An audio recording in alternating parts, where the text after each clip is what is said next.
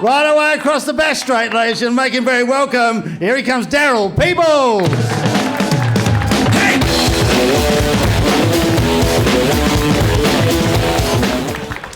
Thanks, Terry. Yes, I am Daryl Peebles, a very proud card-carrying member of a very maligned group of Australia's population, ladies and gentlemen, and that is the baby boomers. In fact, here's the card I carry, and it says, "This is Daryl Peebles, November 1949 BC. That's before contraception, folks. It goes on to say, if found, please return him to 34 Sunnyside. It's comforting, isn't it? Very comforting. So the mathematically agile amongst you will realise, of course, born in 49, this bloke must be in his 76th year. If you thought that, you're absolutely right. You must be thinking, he's far too young to be that old. Right again, folks.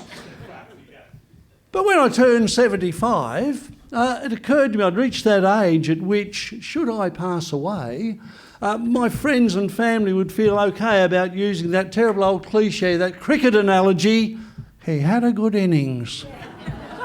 Disagree, folks, totally disagree. My Ricky Ponting, a fellow Tasmanian, test captain for a while there, he made 41 test centuries, 6 of those were double centuries, folks. That is a bloody good innings, you'd have to agree, wouldn't you? Yeah, thank you very much. But it does, it worries me about this cricket analogy. I mean, if it's all right to use it at my end of the life continuum, what about at the other end? Look, we'd be all horrified at the thought of infant mortality, true?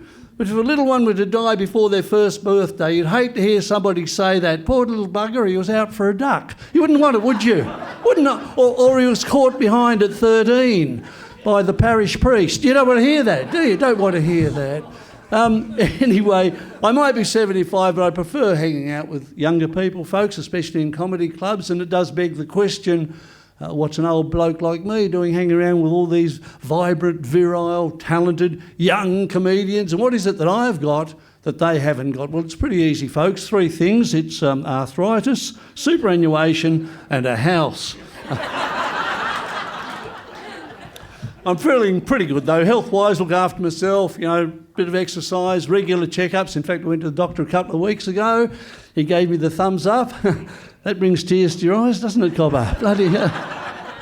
But I do suffer a little bit. I experience a bit of anxiety, and that might be because of ageing. I mean, I thought it'd take much longer to get to this age, and I'm worried I might be having a bit of a midlife crisis. But then I thought, if I'm having a midlife crisis at 75, it might mean that I'll live to 150. Can't be all that bad, can it?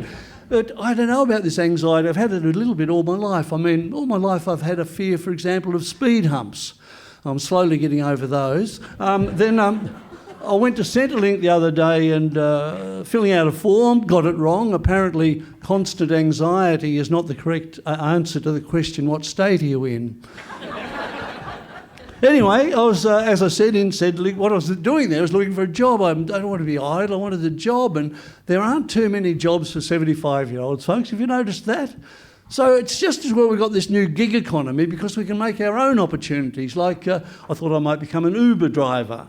And then I thought, well, some people would be a bit apprehensive about a 75-year-old driving to the airport. And I thought, well, what about Uber Eats? Can't go wrong there. I know. I'm going to specialise. Uber Eats for the elderly.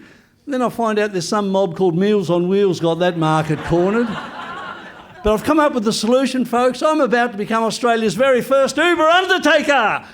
Yeah, bloody, you know, it's a growing market. Gee whiz. And an Uber undertaker. I mean, I know a lot about funerals. I go to a lot more funerals than weddings these days. Actually, I went to a funeral last Thursday, and unfortunately I was the stupid bastard who caught the wreath.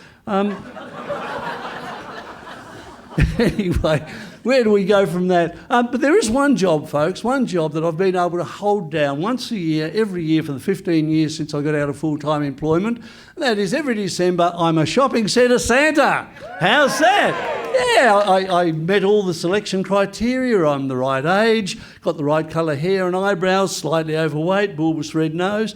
And the bloody interview panel, the questions were a piece of piss, folks. Questions like, have you ever been a member of the priesthood? No. Correct answer, you got the job, start Monday. So from the end of November right through to December, every year you'll find me in a big red chair, in a very busy shopping centre in Hobart. In fact, it's so busy, there's two other guys, we're on a roster basis now. Now, I've been there the longest. I do the rostering. I, folks, am the senior Santa.